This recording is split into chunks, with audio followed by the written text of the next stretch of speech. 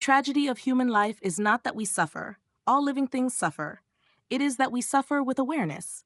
The fox caught in a trap writhes in pain. It does not ask, why me? It does not cry out to the heavens or curse its fate. It feels, then fades. But we do more than suffer. We narrate our suffering. We give it names. We search for reason where there is none, and finding none, we feel betrayed. We are the only species betrayed by our own minds. In response to this unbearable condition, we have evolved not physically, but psychologically. As I once described, we employ 4 primary defense mechanisms to keep ourselves from crumbling under the weight of consciousness. They are not solutions, but sedatives. The first is isolation, the mental walling off of disturbing truths. We push death to the margins. We do not speak of it. We hide it behind hospital curtains and sterile rituals. We refuse to see the corpses of animals we eat. We shield children from funerals. In so doing, we do not erase death. We merely blind ourselves to it. The second is anchoring, the placement of faith in something stable, eternal, or unquestioned. Tradition, nation, religion, ideology, these become the lighthouses we cling to in the storm. They give us roles to play, identities to wear, stories to inhabit, but they are illusions. The storm rages still and the sea rises. The third is distraction, the most modern and most insidious. We fill our days with noise, novelty, movement.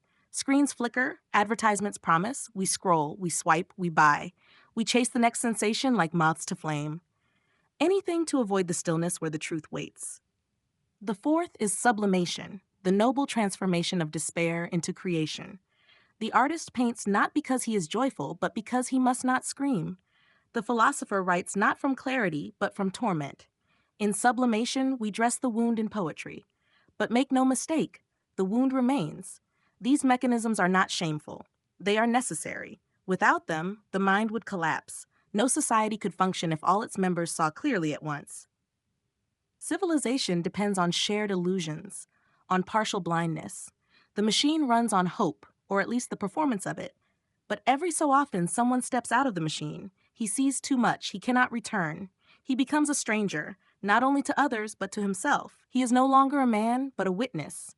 He lives not in the world, but adjacent to it, watching, recording, understanding, but not belonging. Such people are often mistaken for mad, but they are not. They are merely lucid. In a society drunk on distraction, clarity looks like illness. What then are we to do with this awareness? Some advocate rebellion to fight the absurd. But how does one fight a void?